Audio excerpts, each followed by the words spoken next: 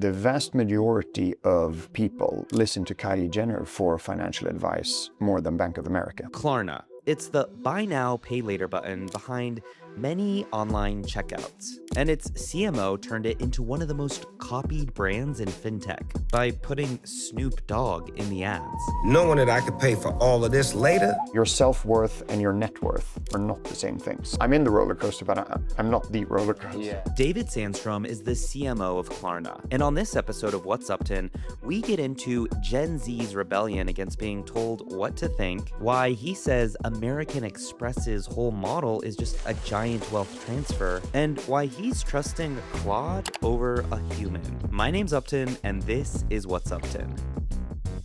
All right, so I'm sitting here with David Sandstrom, CMO of Klarna at Cannes Lion. Thank you so much for joining What's Uptin.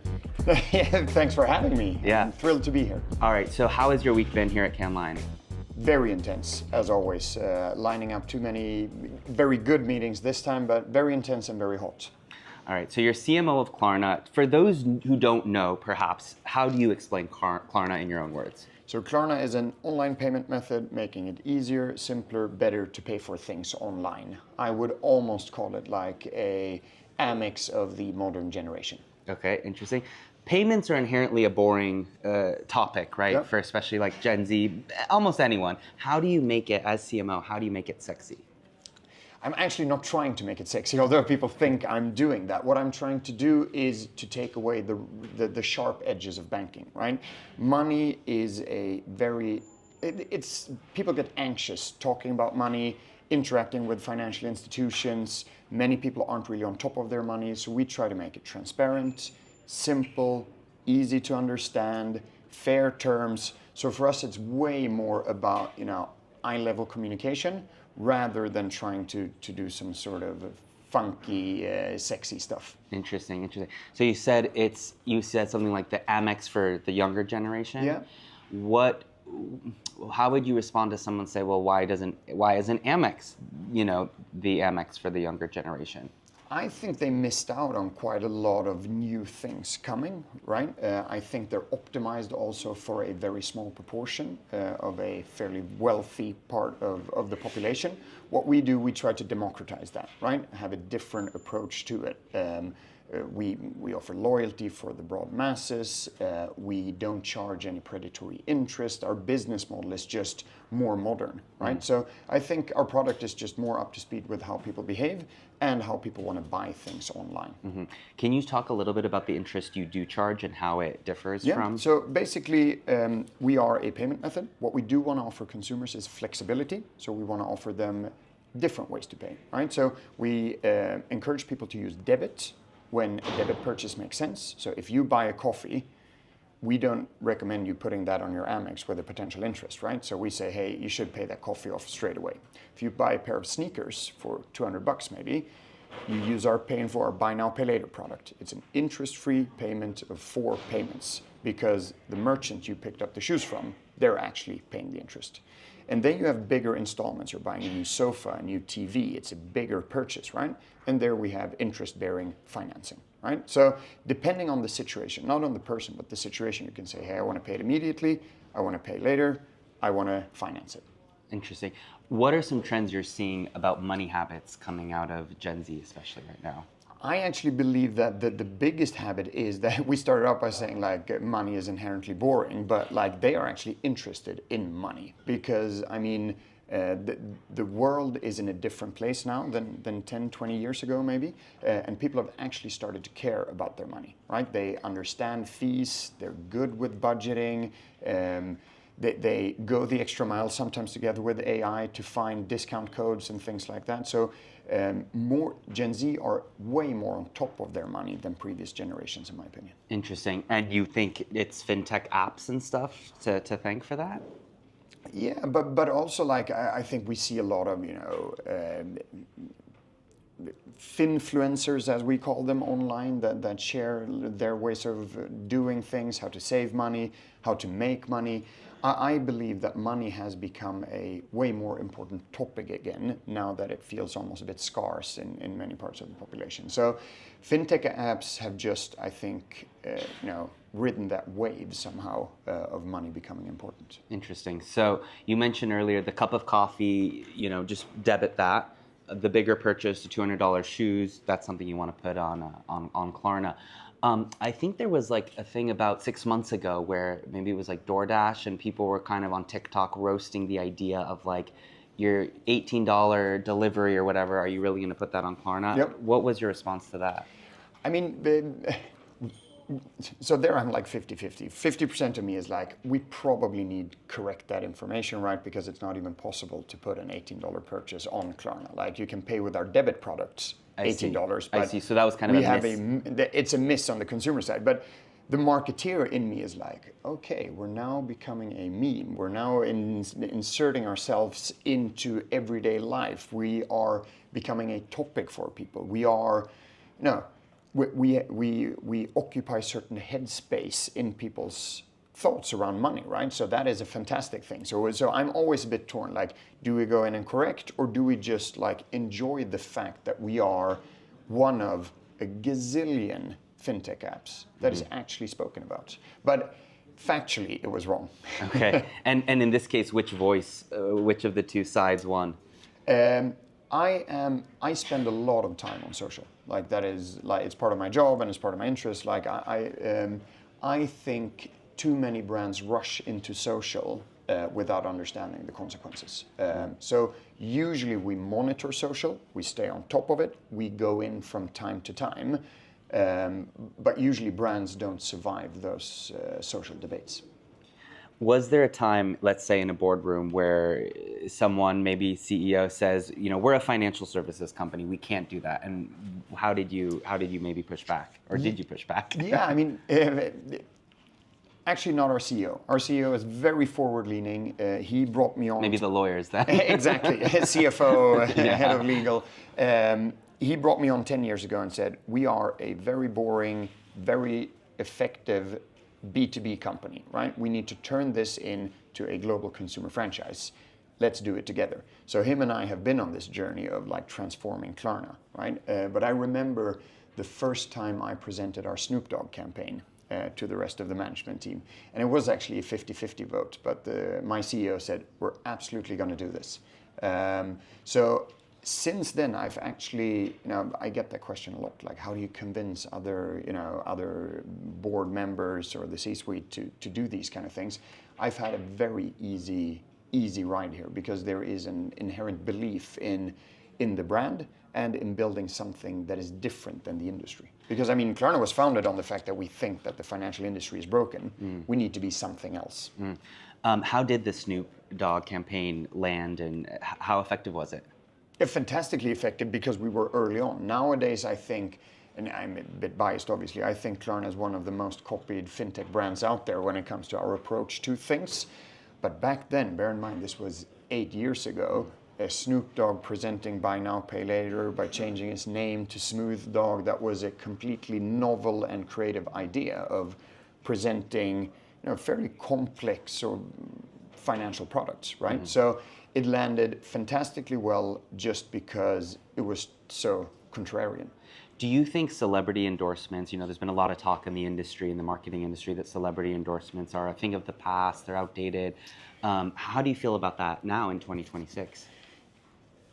It depends on the idea. It used to be more of a thing in the past. But what I think for us, celebrity endorsements has always been like, I represent a product that is very, very important, very, very good, and very, very boring. Like no one wants to really listen to it, right?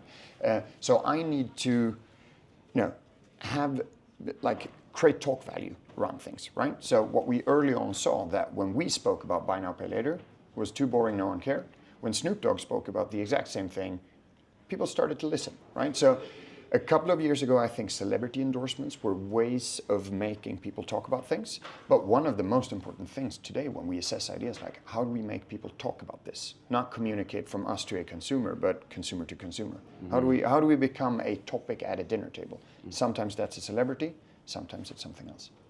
What is the most misunderstood thing about how Klarna does its marketing, especially if you're someone who sees it from the outside on social and online? I get a lot of questions around like, why do you want to be a lifestyle brand? And I actually don't see us as a lifestyle brand. Like we are a utility, but again, we're trying to lean into a new generation's way of communicating, right? Bear in mind that like the vast majority of people listen to Kylie Jenner for financial advice more than Bank of America, right? Like that is the world we live in. And we've been leaning into that because again, we believe we have an important message. But if we behave like a bank, talk like a bank, look like a bank, no one's going to listen. No one's going to care. So we need to lean into other ways of communicating. And that is then sometimes misinterpreted as us trying to be some sort of pop cultural brand, which we're not. Have you navigated instances where there's been maybe some backlash about Klarna as like you end up gonna spend more money and no, it's not, you shouldn't use it. Like how do you handle that? I mean, that is the biggest criticism towards Klarna, and I just don't believe that is true. So the thing that we've been fighting for the last 10 years are credit cards, right? As I say, you have a credit card, you put everything on the credit card. Coffee, gas, groceries, shoes. You put that on your credit card, and at the end of the month, you get the bill and you're like, Jesus, I can't, like, what is all of this? I can't pay it. And then you end up with revolving credit. What we do is every single purchase is its own loan, right? We underwrite on a transaction by transaction, which means that you can make a decision every time you buy something to say, do I want to use Klarna? Do I want to use Klarna's debit feature instead? Do I want to use something? So I actually believe it's a way healthier way of spending, right? Whilst some people say it's a means to overspend, right? Which I actually don't believe. I think that people want to devise something anyway, and I believe that Klarna is a better way of getting that thing than credit cards. And what percentage of your customers are Gen Z versus millennials, Gen X, Boomer? We are, since we're so big nowadays, especially in the European markets, now we're closing in on 50 million US consumers as well. So we span broadly. What we see when we enter a market, younger, more tech-savvy, more digitally native target audiences tend to use Klarna. But as we mature over time, we're pretty well distributed. And is the goal now to get maybe older generations to be using it? Or depending on what you mean with older generations. But again, my goal has always been to become a household brand, right? And the way that Visa, Amex, to some extent PayPal, like it is a household brand. Everyone knows it. A lot of people love it. That is that's the main ambition for us, and that means expanding into every single target audience. One thing that actually did work well for us was COVID, because I mean during COVID, even my mom had to get her groceries online. Like she would never get her groceries online pre that, right? But she had to do that. She had to pay for things online. I think Klarna is the best way to do so. Maybe she's biased because, but she started using that, and we saw that amongst a lot of older demographics. Yeah, interesting. So let's talk about David as a person for a little bit. You've been with Klarna through hypergrowth, a brutal market correction, and then an IPO last year. What did all of that roller coaster kind of teach you as a leader, as a C-suite? It taught me a lot, mostly a lot about myself. As a leader at Klarna, if we start with that, I think, confidence is one of the most important things. Giving people confidence. The world currently is an unstable place. There's a lot of AI talk about replacing jobs. There's inflation. Feeling confidence and being able to give people the confidence that we're on the right track, that this is a long game, nothing to worry about. I do think that is one of the most important traits you can have as a leader, right? But on the inside, this roller coaster has obviously been an emotional roller coaster to me as well. I worked very intensely. I was quite young. We're a tech company valued at $46 billion. Sky was the limit. Fintech was the hottest thing around. It's still obviously pretty hot, but with the comp and the warrants and the options I had, things start getting to your head, right? I attended a very interesting talk yesterday with Adam, the CEO of AppLovin, who's been through the same thing, and distancing yourself from financial outcome is one of the most important things you can do. Doesn't mean that money is unimportant. Like, I'm not even talking about that. But like someone said, your self-worth and your net worth are not the same things. Distancing that from each other. But I mean, especially so many young people being in tech, so many crazy valuations, it gets to you. Yeah, Like, when you're in that world constantly. In the same way that fame gets you. I know so many people, they look at Justin Bieber saying, oh, I wouldn't be crazy if I became, yeah, you would. It does get to you. Especially as a child too, you don't have your morals and values down. Exactly, and money is the same thing. So I've worked like very hard on myself, and I'm in a fantastic place now since a couple of years back. Yeah. But the roller coaster distancing, like Klarna's roller coaster and my roller coaster. I'm in the roller coaster, but I'm not the roller coaster. Yeah. Did you do did you do journaling or what kind of helped you to, Everything.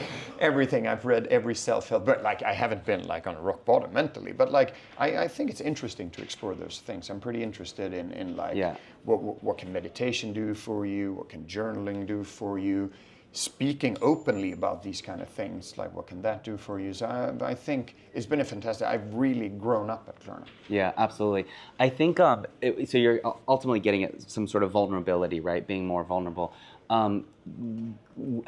Is there something that surprises you, like back to the marketing element of Gen Z, that, as a CMO, where you're like, oh, it's, you've got a research report or data, or you've seen a trend where you're like, wow, that is crazy that this generation is doing that or thinking about something like that.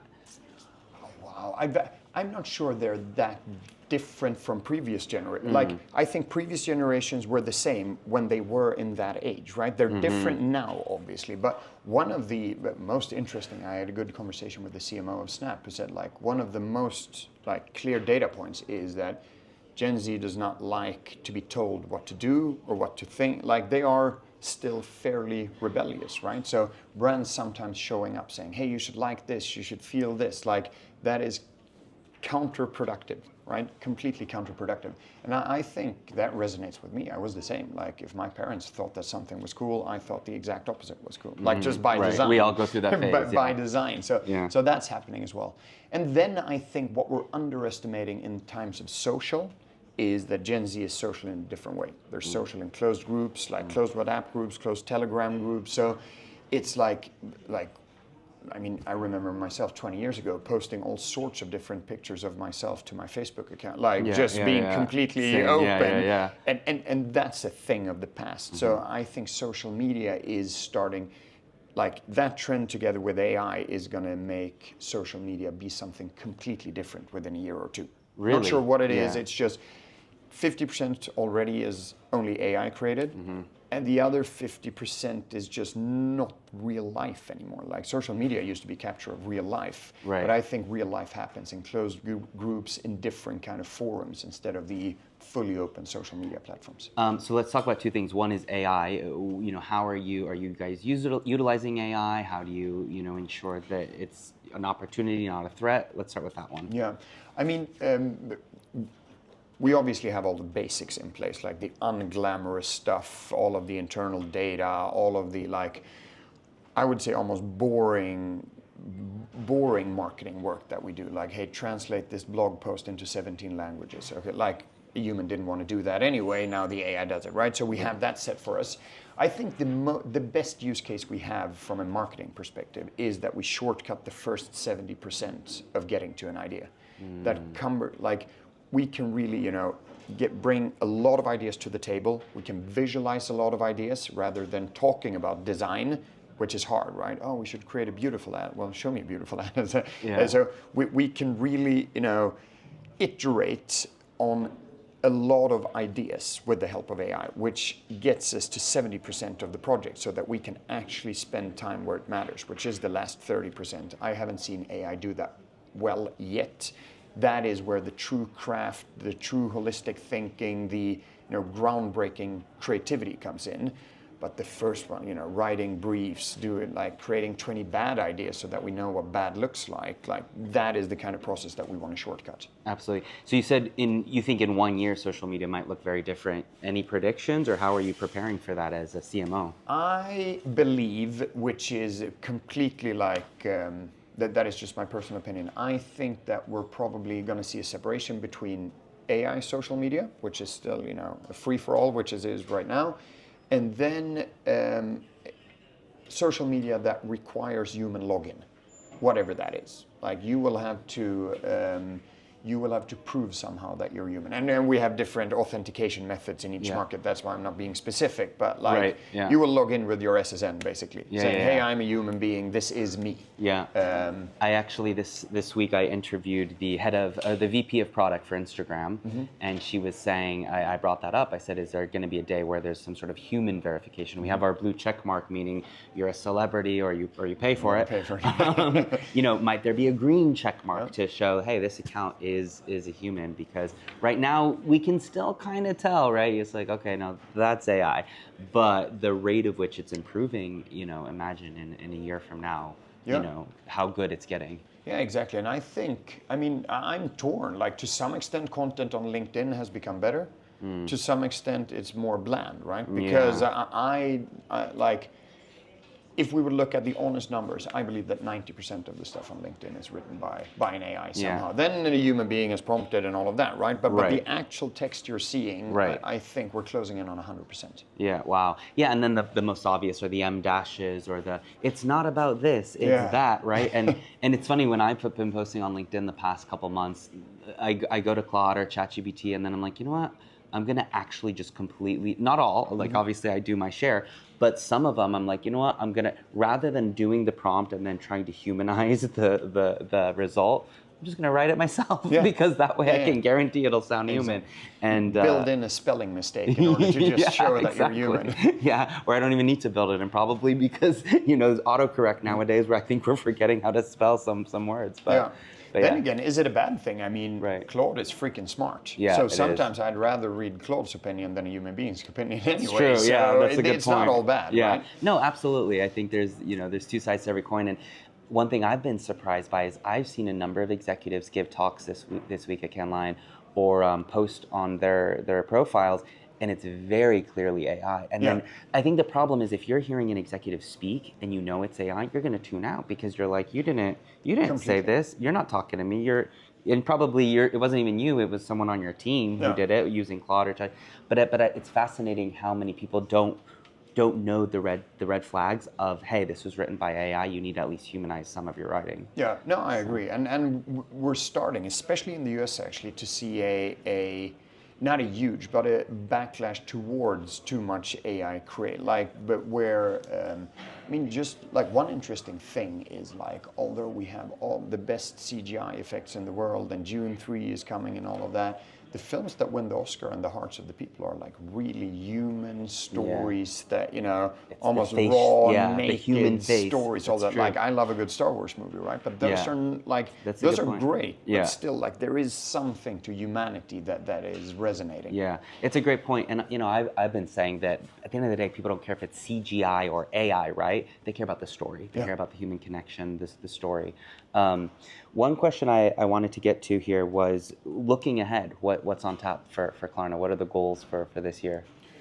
The goals for this year is to continue to grow the Klarna card. We now have a card, so basically 120 million people love shopping with Klarna online. There is no reason why they wouldn't love it in store. And in almost every market, e-commerce within retail then is between 15 and 20% of the market, right? The vast majority of spend still happens offline and in-store. So that is a huge thing for us if we look from the consumer side. Okay, interesting.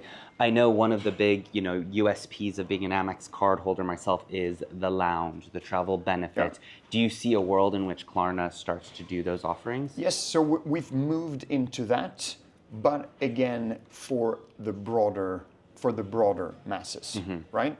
So the reason why Amex can give you access to lounges is because they charge insane interest to people who don't pay on time and are on revolving credit.